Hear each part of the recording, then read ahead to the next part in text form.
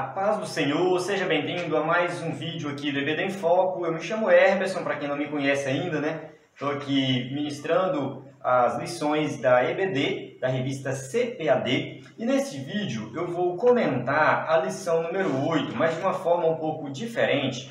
Porque assim, o EBD em Foco, a gente tem aí uma dinâmica de postar um vídeo toda semana comentando a lição na íntegra, tá? Comentando tópico e subtópico na íntegra, com slide, imagens, algo de qualidade mesmo, algo muito bom, algo de qualidade. A gente posta esse conteúdo na segunda-feira, tá? Toda segunda-feira a gente posta esse conteúdo. Ele está disponível no nosso canal no YouTube e também no nosso site ebdemfoco.com. Além desse vídeo, a gente tem slide PowerPoint, subsídio PDF, aula em áudio, a gente tem muito conteúdo.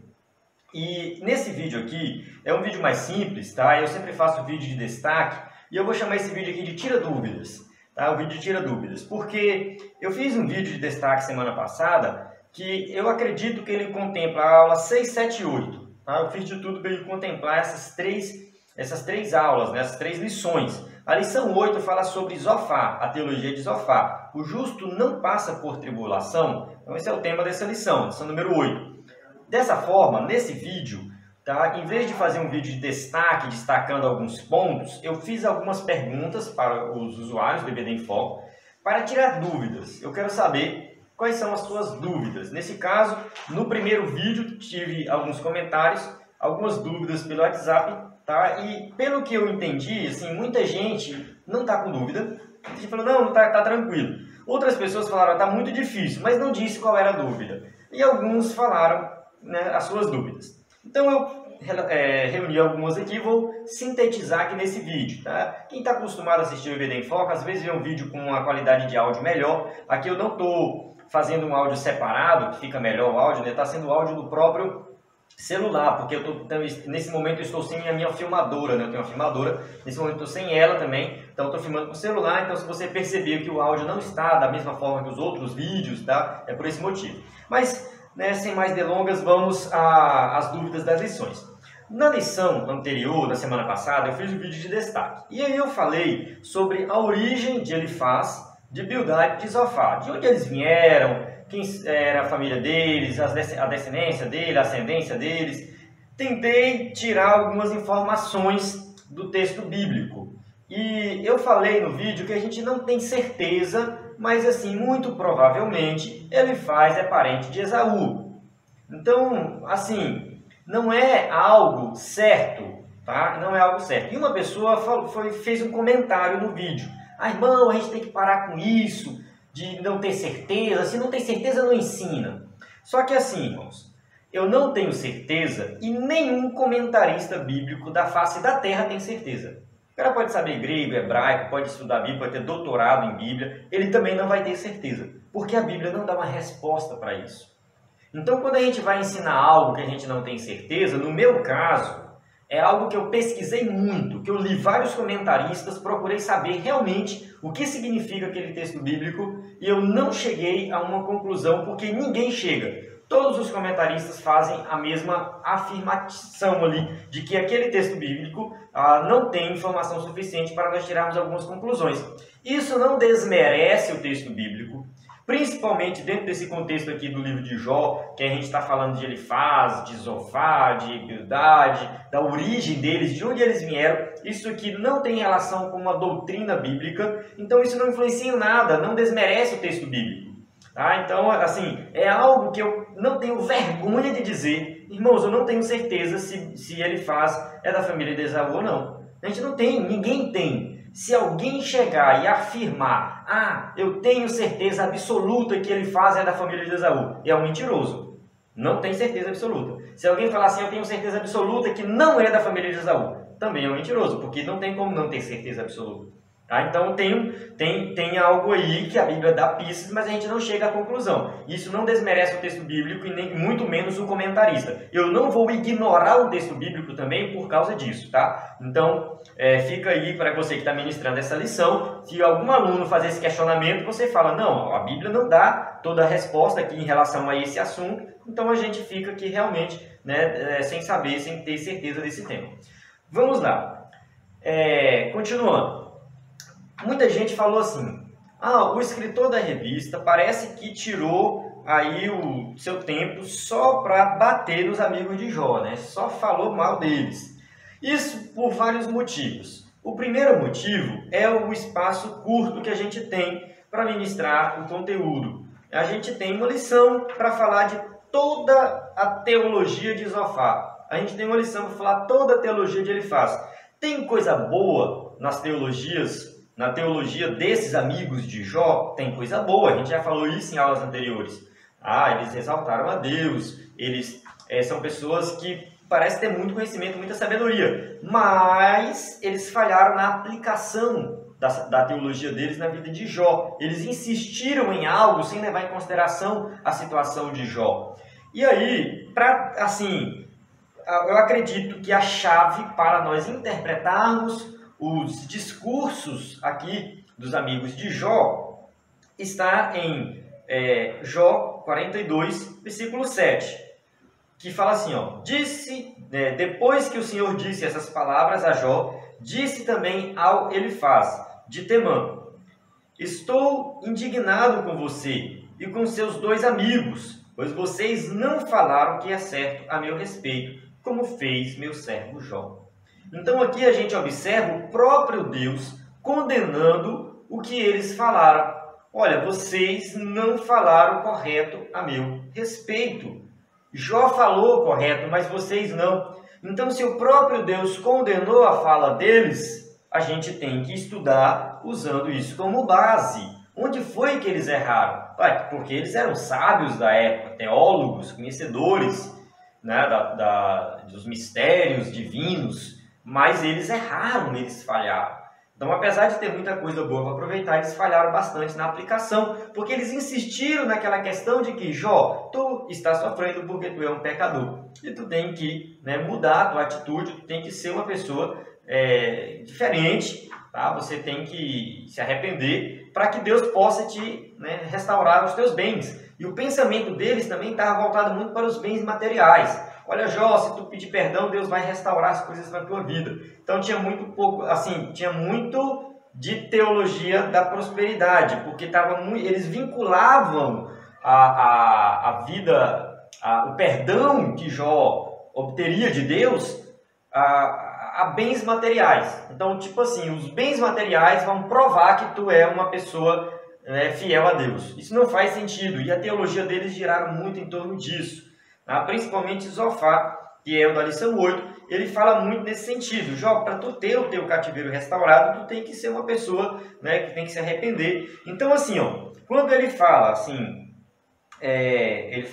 que tem um versículo bíblico, deixa eu ver aqui a passagem, eu perdi aqui, o que eu tinha marcado aqui, eu perdi agora, que ele fala para Jó, Jó, tu tem que se purificar, tu tem que orar, tu tem que buscar a Deus. Então ele coloca isso. É o versículo 13, né? Ele fala de oração, renúncia ao pecado. Isso é algo bom. Conduta correta, né? É algo bom. Tá? Isso aí, no caso, no capítulo 11, tá? Do versículo 13 ao versículo 20. Tá? Capítulo 11, versículo 13 ao 20. Então ele vai falar disso para Jó, que Jó tinha que se arrepender, tinha que buscar Deus. E diante dessa situação, tu fala assim, nossa, isso é muito interessante. Realmente quem está na situação de pecado tem que fazer isso. Ele não está errado nesse sentido. Entretanto, ele tem dois erros aqui. O primeiro erro é que ele vincula isso. Ele vincula essa mudança de vida de Jó a bens materiais, então você vai obter toda a fortuna que você tinha de volta, e também eles acusam Jó de ser um pecador, e Jó não é. Então ele vai fazer isso, não somente ele, mas seus amigos também, né? Zofar, não somente Zofar, mas Bildade, e ele faz. Então a gente tem realmente aí uma teologia que não dá para aproveitar muita coisa de Zofar.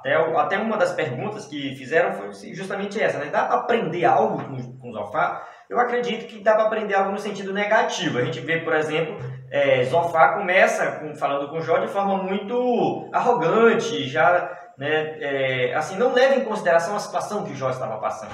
Então, a gente observa o quê? Que não é assim que se faz. Então, não faça como Zofar quando você for aconselhar alguém. Não chega para a pessoa já falando que a pessoa é um pecador, que não sei o que e tal, e falando mal da pessoa. Tem gente que faz isso. Por mais que você saiba que aquela pessoa não presta, que ela vive na prática do pecado, às vezes você é chamado para ir visitar alguém que está doente, está sofrendo com alguma doença, e essa pessoa sabe que ela traiu a esposa ou traiu o esposo, sabe que aquela pessoa, quem sabe, já praticou várias atrocidades, já roubou da empresa, você sabe que aquela pessoa vive numa vida de pecado, mas não é correto você chegar diante da situação da pessoa, do sofrimento dela e ficar acusando ela disso. Ah, você está assim porque você é um adúltero, porque você roubou, porque você mentiu, entende? Por mais que você falasse, não, tem relação, mas não é assim, esse não é o caminho. Então Zofar foi por esse caminho, ele não considerou a situação que Jó estava passando. O sofrimento de Jó perdeu 10 filhos, perdeu todos os bens, ele não considerou a situação de Jó na hora de aconselhar e falar para Jó. Então não faça como Zofar fez, né? A gente pode aprender algo nesse sentido, né?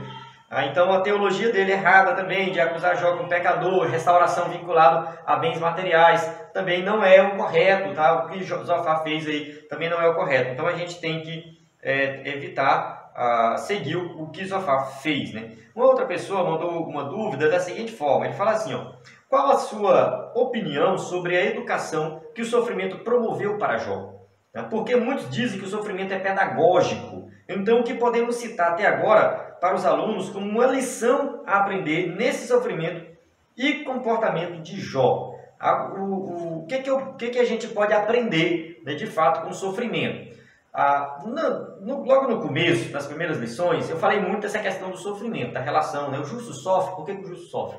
E quando o justo sofre, a gente não tem que olhar o que causou o sofrimento, olhar para o passado, olhar o que causou esse sofrimento. A gente tem que olhar para o futuro, o que esse sofrimento vai me trazer de bom. O que esse sofrimento, o que Deus tem para mim, para me ensinar diante desse sofrimento. A gente vê na Bíblia o exemplo de um cego de nascença, João capítulo 9, eu já citei esse exemplo em aulas anteriores também, que ali tem um cego de nascença e os discípulos de Jesus vêm com a mesma teologia dos amigos de Jó. Senhor, quem pecou? Foi esse homem ou foi seus pais para que ele nascesse cego? Aí Jesus fala assim, olha, nem ele pecou, nem seus pais pecaram. Isso aconteceu para que se manifestasse, né, as obras de Deus na vida dele. Então, aquele homem nasceu cego para que um dia Jesus curasse ele e ele desse testemunho. Muitas pessoas já se converteram com o testemunho daquele homem. Tanto o testemunho presencial dele, porque muitas pessoas conheciam ele e se converteram, quanto nós hoje, quantas pessoas nos dias de hoje não foram tocadas ao ler a cura daquele cego. Então aquele homem ficou cego não porque ele pecou, os pais pecaram, mas porque Deus tinha uma obra a ser realizada e salvar a vida através do sofrimento dele. Então o sofrimento na nossa vida muitas vezes é nesse sentido. Tá? Às vezes a gente aprende a ter uma vida financeira mais equilibrada diante do sofrimento. Às vezes a gente aprende a valorizar mais a vida, aprende a valorizar mais a família. Às vezes uma doença, um sofrimento, uma dificuldade ajuda, faz com que alguém se converta, a pessoa pode se converter diante do nosso sofrimento. A pessoa fala, nossa, fulano de tal está sofrendo ali, eu fui lá e tive uma palavra com ela, vi que aquela pessoa realmente é uma pessoa de Deus, está firme, mesmo sofrendo é uma pessoa alegre, então eu vou me converter porque eu senti que Deus realmente está agindo ali. Então o sofrimento realmente é pedagógico, tá? Ele tem realmente aí uma lição para nós, a gente tem que esperar isso no futuro. A gente não sabe por quê. Depois a gente termina o processo de sofrimento. Jó, por exemplo, nunca ficou sabendo da conversa que Deus teve com Satanás. Só sabe que ele sofreu, depois ele parou de sofrer, foi restaurado. E o que Jó aprendeu? Tem algo um pouco implícito e algo mais explícito, né, nessa questão do aprendizado de Jó. Tem uma passagem logo no começo do livro de Jó, que ele fala assim, aquilo que eu temia me sobreveio. Eu não vou citar o versículo agora, porque eu estou sem as minhas anotações aqui. Esse vídeo aqui eu estou fazendo ele meio que assim, nas pressas, né? Porque já é sábado à noite e aí eu não estou com as minhas anotações aqui. Mas o versículo ele fala assim, aquilo que eu temia me sobreveio. Parece que Jó temia perder os bens, temia perder os filhos. Parece que ele vivia com medo dessa situação acontecer com ele. E isso sobreveio sobre ele. Então isso foi um aprendizado que ele teve. A partir daí ele passou a entregar realmente tudo na mão de Deus, não ficou vivendo com medo de perder. Quantas pessoas não vivem nessa situação? Tem medo de bater o carro, de perder tudo, tem medo disso, tem medo daquilo. Realmente a gente tem que ter cuidar das coisas, mas a gente não pode ficar com medo achando que se aquilo acontecer com a gente, acabou o mundo, não vale mais a pena viver. Até mesmo como aconteceu com o próprio Jó, né? Depois ele mesmo questionou a Deus, dessa situação vale a pena viver? Não vale, né? Então eu acho que esse foi um aprendizado de Jó, ele não teve mais esse pensamento. E um outro aprendizado que Jó teve foi quando ele falou assim, ó, Jó 42:5, meus ouvidos já tinham ouvido a teu respeito, mas agora os meus olhos te viram. Então Jó, aqui, ele está falando com Deus, ele está falando com o próprio Deus, e ele está falando assim, Deus, antigamente eu te conhecia de ouvir falar, uma outra tradução faz isso, né? Mas agora eu te conheço face a face. Agora, Deus, eu tenho mais intimidade contigo. Então, a gente pode dizer que Jó, na vida espiritual, ele teve um crescimento muito grande, porque ele teve mais intimidade com Deus. Jó, ele realmente cresceu na vida espiritual diante do sofrimento que ele passou. Então, diante do sofrimento de Jó, ele cresceu, né, na vida espiritual. E isso eu acredito que foi um aprendizado que a gente pode apresentar para os nossos alunos. Tá? Então, na nossa vida isso acontece muito também. Às vezes a gente passa por uma dificuldade, por um sofrimento, uma doença, um desemprego, não sei. E a gente passa a orar mais, ler mais a Bíblia, ler mais a igreja. Então, assim, o sofrimento ele traz isso, o crescimento espiritual, ele é muito comum, né, como resultado final do sofrimento na vida do crente. Bem, então é isso, como eu falei no começo, era um vídeo de dúvidas, eu procurei juntar as dúvidas aqui e trazer esse resumo. E você que está acompanhando a EBD em Foco pode compartilhar esse vídeo, pode divulgar, pode ajudar aí a gente a ter esse conteúdo, né, com mais pessoas. Muito obrigado por ter assistido até aqui e você pode acompanhar e deixar suas dúvidas. Tá? Se você ficou com dúvida nesse vídeo, você pode deixar um comentário aqui nesse próprio vídeo, aqui, um comentário para que eu possa tirar sua dúvida. Em relação a futuras lições também, estou à sua disposição para lhe ajudar no que for necessário. A paz do Senhor, a gente vai se vendo nas próximas lições.